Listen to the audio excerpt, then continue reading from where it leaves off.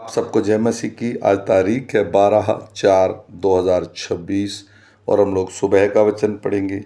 हम पढ़ेंगे लूका रचित पुस्तक में से उसका 11 अध्याय और 29 से लेके 54 वचन तक। जब बड़ी भीड़ इकट्ठी होती जा रही थी तो वह कहने लगा, इस युग के लोग बुरे हैं। वे चिन्ह ढूंढते हैं, पर योना के चिन्ह को छोड़ कोई और चिन्ह उन्हें न दिया जाएगा। जैसा योना नीनवे के लोगों के लिए चिन्ह ठहरा, वैसे ही मनुष्य का पुत्र भी इस युग के लोगों के लिए ठहरेगा। दक्षिण की रानी न्याय के दिन इस समय के मनुष्यों के साथ उठकर उन्हें दोषी ठहराएगी, क्योंकि वह सुलेमान का ज्ञान सुनने को पृथ्वी की छोर से आई, और देखो यहाँ वह है जो सुलेमान से भी बड़ा है। नीनवे के लोग न्याय के दिन इस समय के लोगों के साथ खड़े होकर उन्हें दोषी ठहराएंगे, क्योंकि उन्होंने योना का प्रचार सुनकर मन फिराया, और देखो यहाँ वह है जो योना से भी बड़ा है।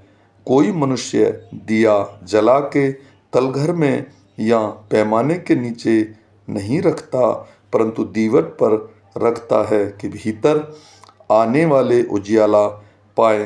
तेरे शरीर का दिया तेरी आँख है, इसलिए जब तेरी आँख निर्मल है तो तेरा सारा शरीर भी उजियाला है, परंतु जब वह बुरी है तो तेरा शरीर भी अंधेरा है। इसलिए चौकस रहना कि जो उजियाला तुझ में है वह अंधेरा न हो जाए। इसलिए यदि तेरा सारा शरीर उजियाला हो तो उसका कोई भाग अंधेर में न रहे, तो सब का सब ऐसा उजला होगा जैसा उस समय होता है जब दिया अपनी चमक से तुझे उजाला देता है। जब वह बातें कर ही रहा था तो किसी फरीसी ने उससे विनती की, मेरे यहाँ भोजन कर। वह भीतर जाकर भोजन करने बैठा। फरीसी को यह देखकर अचंभा हुआ कि उसने भोजन करने से पहले स्नान नहीं किया। प्रभु ने उससे कहा, हे फरीसियों, तुम कटोरे और थाली को ऊपर ऊपर से तो मांजते हो, परंतु तुम्हारे भीतर अंधेर और दुष्टता भरी है। हे निर्बुद्धि, जिसने बाहर का भाग बनाया, क्या उसने भीतर का भाग नहीं बनाया? परंतु हाँ, भीतर वाली वस्तुओं को दान कर दो, तो देखो सब कुछ तुम्हारे लिए शुद्ध हो जाएगा।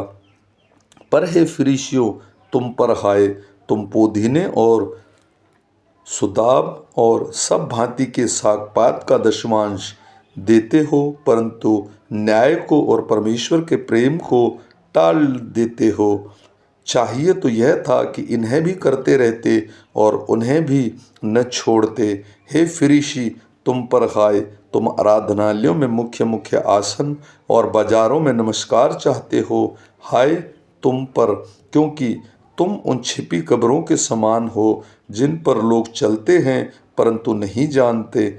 तब एक व्यवस्थापक ने उसको उत्तर दिया, हे गुरु, इन बातों के कहने से तू हमारी निंदा करता है। उसने कहा, हे व्यवस्थापकों, तुम पर भी हाय, तुम ऐसे बोझ जिनको उठाना कठिन है मनुष्यों पर लादते हो, परंतु तुम आप उन्हें बोझों को अपनी उंगली से भी नहीं छूते। हाय तुम पर, तुम उन भविष्यवक्ताओं की कब्रें बनाते हो जिन्हें तुम्हारे बाप दादाओं ने मार डाला था। अतः तुम गवाह हो और अपने बाप दादाओं के कामों से सहमत हो, क्योंकि उन्होंने उन्हें मार डाला और तुम उनकी कब्रें बनाते हो। इसलिए परमेश्वर की बुद्धि ने भी कहा था, मैं उनके पास भविष्यवक्ताओं और प्रेरितों को भेजूंगी, और वे उनमें से